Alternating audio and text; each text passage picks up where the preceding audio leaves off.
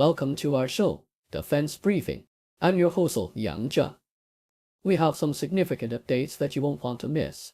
Newly unsealed documents have shed light on the evidence against Khalid Sheikh Mohammed, the alleged mastermind behind the 9/11 attacks. These documents reveal his connections with the hijackers and include the heartbreaking death certificates of nearly 3. As the legal proceedings continue, families of victims are allowed to question it, but ongoing challenges regarding the admissibility of evidence complicate the trial process. In sports news, remember John Huard, the Maine-born football star who faced challenges during his time as head coach of the Toronto Argonauts. With a record of 1 win and 6 losses, Huard's coaching journey at the professional level was tough. However, his legacy lives on through his successful tenure at Acadia University, where he led the Axemen to 2 Vanier Cup championships. His impact on athletes and the sport is celebrated, even as he faced difficulties in the professional arena.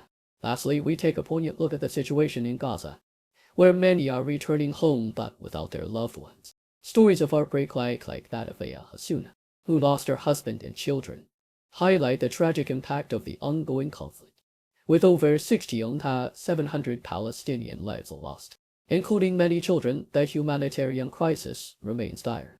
Please stay tuned for more in-depth coverage on these pressing issues. Associated Press recently unveiled documents that provide a comprehensive glimpse into the prosecution's case against Khalid Sheikh Mohammed, the alleged mastermind behind the 9/11 attacks. These documents detail the interactions between Mohammed and the hijackers, including his own statements, phone records, and videos used in al-Qaeda's planning. In a poignant reminder of the tragedy, the evidence will also include photos and death certificates of the nearly 3,000 lives lost that fateful day. The plea agreement, which has been contested in court, allows for a unique hearing to publicly disclose the evidence, addressing concerns from victims' families about the transparency of the legal proceedings. The Globe and Mail reflects on the life of John Huard, a celebrated football player from Maine whose coaching career had its ups and downs. Huard, who led the Acadia Axemen to Vanier Cup victories, faced challenges during his brief stint as the head coach of the Toronto Argonauts, where he ended with a record of just 1 win in 8 games. His legacy as a player and coach remains significant, culminating in his induction into the College Football Hall of Fame. Huard's journey from a small-town athlete to a prominent figure in Canadian football showcases his resilience and passion for the game. Al Jazeera paints a heart-wrenching picture of the emotional toll on Palestinians returning home to Gaza after months of displacement due to ongoing conflict. Aya Hasuna's story is particularly poignant. She returned to find her home destroyed and her family lost to an Israeli airstrike. As she walks through the rubble, memories of her husband and children flood back, highlighting the deep sorrow shared by many who have lost loved ones in the violence. The staggering death toll, including over 1,400 children, underscores the devastating impact of the war. Jaber Shabir, mourning her son Walid, echoes similar sentiments as she grapples with the unbearable pain of returning home without him, illustrating the profound loss experienced by countless families in Gaza.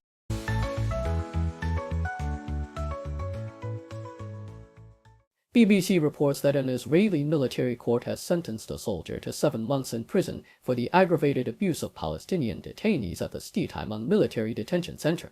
The soldier, whose identity remains undisclosed, confessed to multiple incidents of violence, including punching detainees and using his weapon against them while they were restrained. This case marks a significant moment, as he is the first soldier convicted for such abuses during the ongoing conflict with Hamas. The court's findings also hinted at the involvement of other masked soldiers in these acts, which were recorded on the soldier's mobile phone.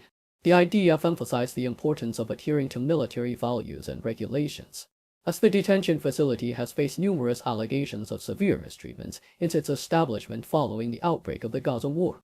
Australian Broadcasting Corporation highlights the ongoing humanitarian crisis in Gaza, where a ceasefire has not translated into freedom for its residents. Despite the cessation of bombardments, the blockade remains, severely limiting access to essential supplies and aid.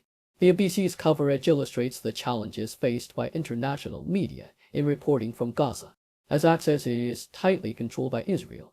A recent humanitarian mission led by the Royal Jordanian Air Force has been established to deliver vital supplies into Gaza, showcasing the difficulties of getting aid into the region. The pilots expressed pride in their mission, emphasizing the urgent need for medical supplies and food for the Palestinian population, which has suffered immensely due to the ongoing conflict. The situation remains dire, with reports of widespread destruction and a healthcare system on the brink of collapse, further exacerbating their humanitarian crisis.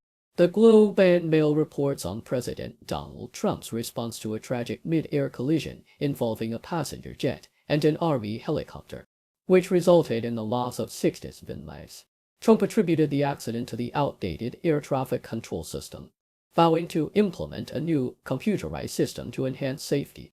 Initially, he had pointed fingers at diversity hiring programs, but he shifted his focus to the technological shortcomings of the air traffic system. Despite ongoing efforts by the Federal Aviation Administration to upgrade the system, concerns about staffing shortages and the potential impact of Trump's federal workforce cuts loom large. The investigation into the collision is ongoing, with authorities examining the altitude data of both aircraft, and the crash has reignited discussions about the need for significant investment in aviation safety technology.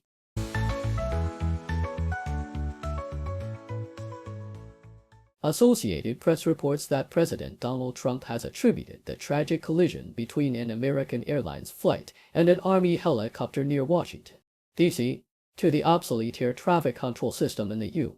This incident, which resulted in the loss of all 6 civilian lives on board both aircraft, has prompted Trump to advocate for a complete overhaul of the current system.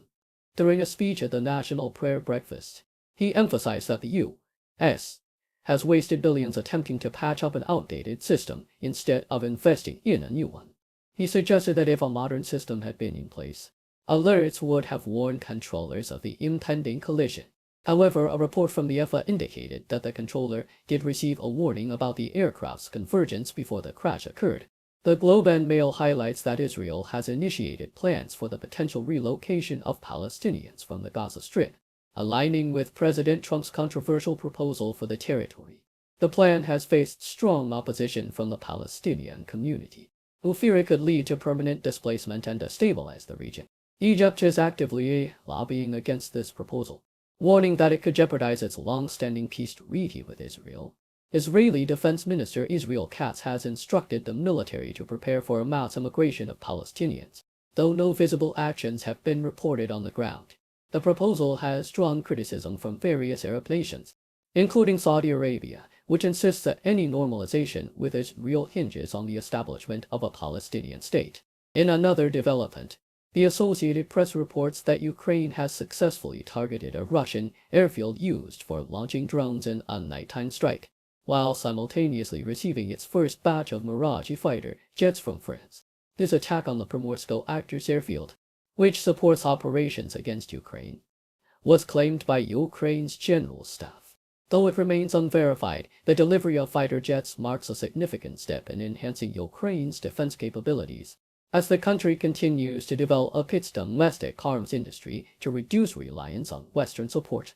Meanwhile, Russia has launched a series of drone strikes against Ukraine, with Ukrainian air defenses claiming to have intercepted a majority of these attacks, resulting in minimal damage and no reported casualties.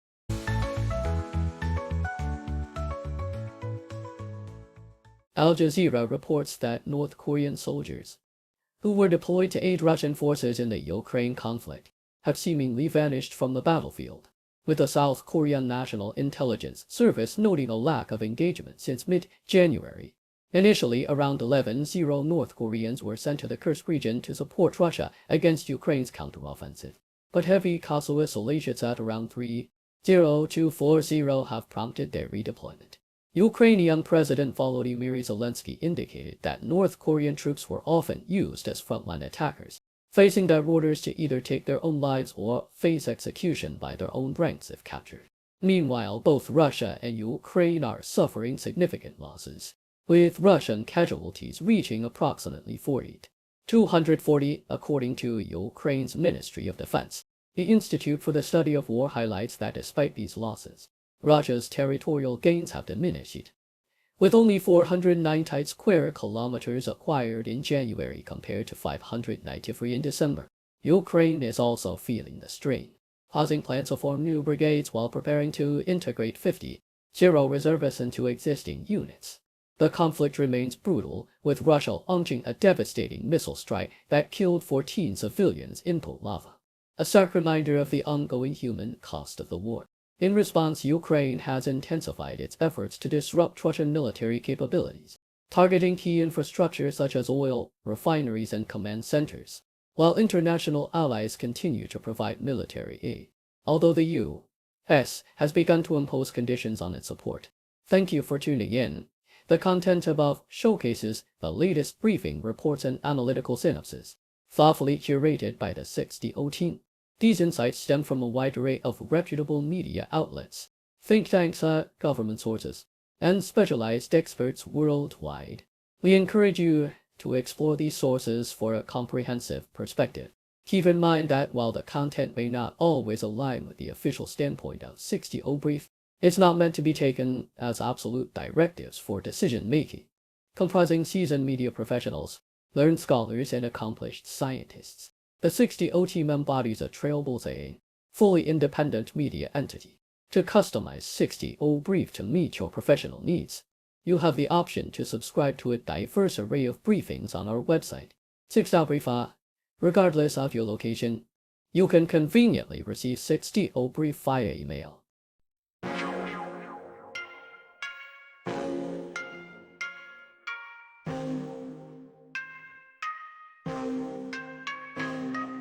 News breaks, buzz the ground, stories spin, walls come down, voices merge in the sound, faces mix in the crowd, broadcasters paint the scene, world events on our screen, every link a different theme, words collide in the stream, 6 degrees connect the dots,